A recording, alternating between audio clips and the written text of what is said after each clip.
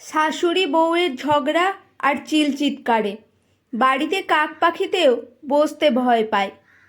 আজ 5 বছর শাশুড়ি বাসন্তী মণ্ডল শয্যাশায়ী। তবে শয্যা থেকেই ওনার গগনবিদারী চিৎকারে পাড়া প্রতিবেশীরা অস্থির হয়ে ওঠে। ছেলের বউ মালতীকে দিনরাত গালাগাল করছেন আর সাপসাপান্ত করছেন। মালতীও কিছু কম যায় না, শাশুড়িকে যা নয় তা ভাষায় গালাগাল দিচ্ছে নিয়ত। মালতীর এক ছেলে বঙ্কু ভীষণ শান্ত। মা ঠাম্মার এই ঝগড়া ভালো লাগে না ওর। মালতীর বর হরিপদ মণ্ডল যখন মালতীকে, নিজের মাকে আর 2 বছরের দুধের ছেলেকে ফেলে পাশের পাড়ার রমলাকে নিয়ে পালিয়ে গেল, তখন মালতীর শাশুড়ি বাসন্তী মণ্ডলই সংসারের হাল ধরেছিলেন। নাতি আর বৌমাকে আগলে রেখেছিলেন। 5-6 বাড়ি নিজে কাজ করে, কাঁথা সেলাই করে, মুড়ি ভেজে সংসারটা টেনে টুনে চালাচ্ছিলেন। তবুও তখন তিনি মালতীকে কারো বাড়িতে কাজ করতে দেননি। সেবার বর্ষায় মুখার্জি বাড়িতে কাজ করতে পুকুর ঘাটে পিছলে পড়ে পা ভাঙে সেই শয্যাশায়ী নিলেন বাসন্তী মণ্ডল। আজও তিনি শয্যাশায়ী। তারপর মালতীকেই সংসারের হাল ধরতে হলো। 5 বাড়ি কাজ করে বাড়িতে কিছু সবজি লাগিয়েছে, মুড়ি ভেজে বাজারে বিক্রি করে। ছেলে বঙ্কু কাছেই এক সরকারি স্কুলে পড়ে। ছেলেটা পড়াশোনায় খুব ভালো আর খুব শান্ত, সমজদার ছেলে। মা কাজে গেলে ঠাম্মার কোনো প্রয়োজনে ঠাম্মার দেখাশোনা করে। ঠাম্মার চোখের মণি বঙ্কু ঘরের কাজকর্মেও মাকে সাহায্য করে। স্কুলে শিক্ষকদের খুব প্রিয় মালতীর ছেলে বঙ্কু, ওর ব্যবহার আর মেধার জন্য। কিন্তু দিন দিন মালতীর শাশুড়ি বাসন্তী দেবী বিছানায় থাকতে থাকতে কেমন খিটখিটে হয়ে যাচ্ছিলেন। সবেতেই বউ মালতীর খুঁত ধরতে লাগলেন। এমনকি ওনার ছেলের অন্য মেয়ে নিয়ে পালিয়ে যাওয়ার জন্য উনি মালতীকেই দুষতে লাগলেন আর সাপসাপান্ত করতে লাগলেন। মালতীও সারাদিন পরিশ্রম করে শাশুড়ির সেবা করে, এমন কথা শুনতে শুনতে শাশুড়ির মুখে মুখে তর্ক করতে করতে এখন তা ঝগড়া চিৎকারে পরিণত হয়েছে। একে অপরকে যা ইচ্ছে তাই বলে গালাগাল করছে। শাশুড়ি বউ কেউ কাউকে সহ্য করতে পারে না মনে হয়। তবুও ঝগড়া শেষে দিন ফুরোলে একই ছাদের নিচে আছে দিনের পর দিন।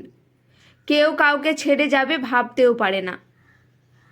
কয়েকদিন আগে বাসন্তী মণ্ডলের খুব জ্বর হয়েছিল। এখন কমেছে, কিন্তু মুখে একদম রুচি নেই, কিছুই খেতে পারছে না, শরীরটা দুর্বল হয়ে পড়েছে। ব্যাপারটা মালতীও লক্ষ্য করেছে। কিন্তু এই টানাটানির সংসারে কোথা থেকে আনবে একটু ভালো খাবার, যেখানে সেদ্ধ পোড়া 3 বেলা জোটাতে হিমশিম খাচ্ছে, সেখানে মাছ মাংস দুধ তো বিলাসিতা। এসব ভেবে খারাপ লাগছিল মালতীর, কিন্তু কিছু করার নেই। সেদিন দুপুরবেলায় শাশুড়ি বাসন্তী মণ্ডল পাশের বাড়ির মিনুকে ওনার বাপের বাড়ি গল্প বলছিলেন। ওনার বাপের বাড়িতে নাকি কচু ক্ষেত ছিল, বেশ ডাগর ডাগর মান কচু হতো। ওনার মায়ের হাতের মান কচুর বাটার স্বাদ যে কোনো ভালো তরকারির স্বাদকেও হার মানাতো। আজ আর থাকতে না পেরে বাসন্তী মণ্ডল বৌমা মালতীকে বলেই ফেললেন, ও বউ, একটু কচু বাটা খেতে মন চাইছে রে। সকাল সকাল শাশুড়ির আবদার শুনে মালতীর গা পিত্তি জ্বলে উঠল। 2 কথা শাশুড়িকে শুনিয়ে দিয়ে বলল, মুখের নোলা দেখো বুড়ির, মরার তো আর 2 দিন বাকি নেই, এখন শুধু খায় খায়। নিজের ছেলে তো রেখে পালিয়ে গেল, এখন আমার ঘাড়ে এসে পড়েছে। কথাটা শুনে বুড়ির 2 চোখ গড়িয়ে জল পড়ল। তবে বুড়ি বোঝে, আর কত করবে বউটা।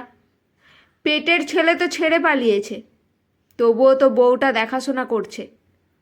কী বা বয়স বউটার। আর বুড়ি কথা না বাড়িয়ে চুপ করে গেল। এদিকে মালতীর শাশুড়িকে কটু কথা বলার পর মনটা খচখচ করছিল। বুড়ো মানুষ, মুখে স্বাদ নেই, মাছ মাংস তো আর খেতে চায়নি, একটু কচু বাটা খেতে চেয়েছে। সেই কবে স্বামীটা ছেড়ে চলে যাওয়ার পর তো এই শাশুড়ি আগলে রেখেছিল তাদের মা ছেলেকে। বাপের বাড়িতেও মা বাপ নেই যেখানে দুদণ্ড থাকবে গিয়ে। বউয়ের চোখের জল মুছিয়ে মায়ের মতো আগলে রেখেছিল তিনি। মালতী এটাও জানে যে শাশুড়ি নিজে কটু কথা বললেও অন্য কেউ বউয়ের নিন্দে করলে বুড়ি ছেড়ে কথা বলেন না, ভালো করে দু কথা শুনিয়ে দেন। মালতী ভাবছে, এই মফস্বল শহরের বাজারে এই সময় তো মানকচু পাওয়া যাবে না, যদিও পাওয়া যায় দাম হবে বেশ।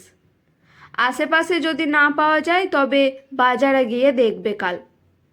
হঠাৎ মনে পড়ল ঘোষাল বাড়ির পেছন দিকের ছাই গাদার পাশে সেদিন একটা ছোট্ট মানকচু গাছ দেখেছিল।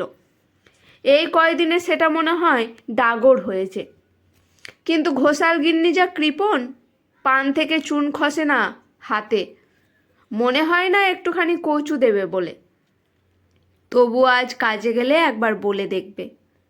সব কাজ সারা হলে ঘোষাল গিন্নিমাকে বলল, গিন্নিমা, ছাই গাদার কচুটা তুলে এনে দেব, তা থেকে আমাকেও একটু দিও। শোনা মাত্র ঘোষাল গিন্নি রে রে করে উঠল, বলল, না না, এখন কচু তুলব না, যেমন আছে তেমনি থাক। এরকম উত্তর পাবে সেটা জানা ছিল মালতীর, তাই আর কথা বাড়ায়নি। রাস্তা দিয়ে যেতে যেতে এক ফন্দি আটে মালতী মনে মনে। সেদিন সারা রাত খুব বৃষ্টি হলো।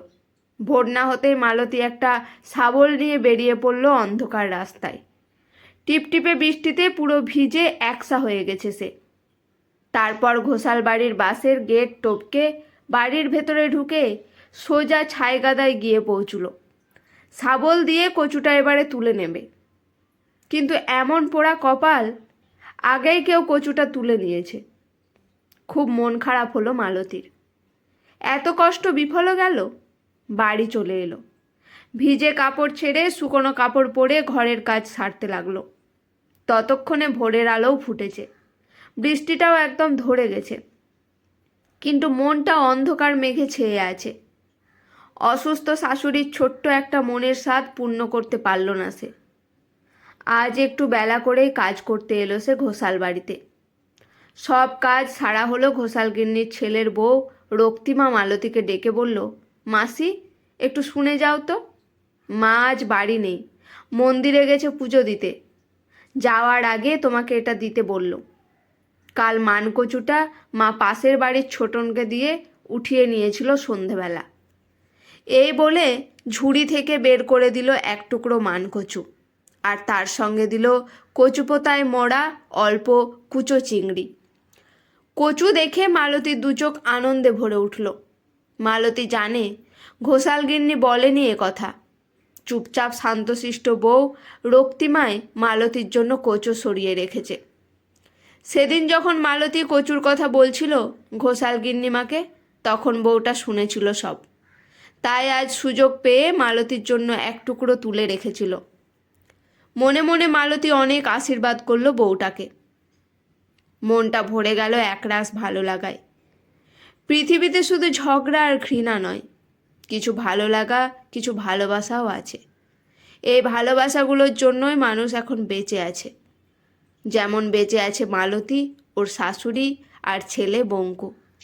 সব না পাওয়ার মাঝেও এই অল্প একটু পাওয়াগুলোই তাদের বাঁচার রসদ।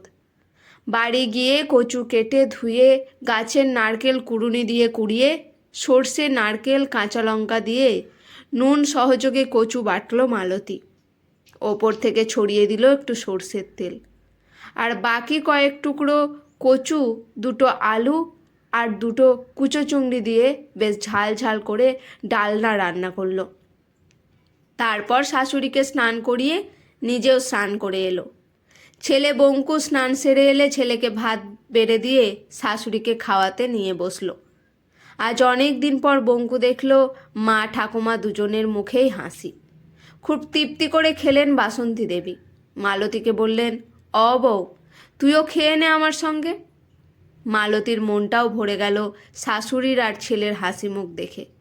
আসলে বাইরে থেকে ওরা শাশুড়ি বউ যতই ঝগড়া করুক না কেন, সময় আর পরিস্থিতির চাপে পড়ে মনের অন্তঃস্থল থেকে এখনও একজনের জন্য অপরজনকে ভালোবাসার অটুট রয়েছে। বঙ্কুরাজ খুব ভালো লাগছে এক ঘর ভরা ভালোবাসা দেখে। একটুও ঝগড়া নেই আজ।